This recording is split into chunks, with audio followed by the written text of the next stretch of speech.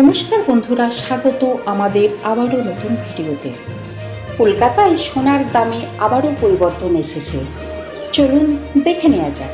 24 carat সোনার দাম প্রতি গ্রাম 15,704 টাকা, 22 ক্যারেট সোনার দাম প্রতি গ্রাম 14,395 টাকা, 18 ক্যারেট সোনার দাম প্রতি গ্রাম 11,778 টাকা।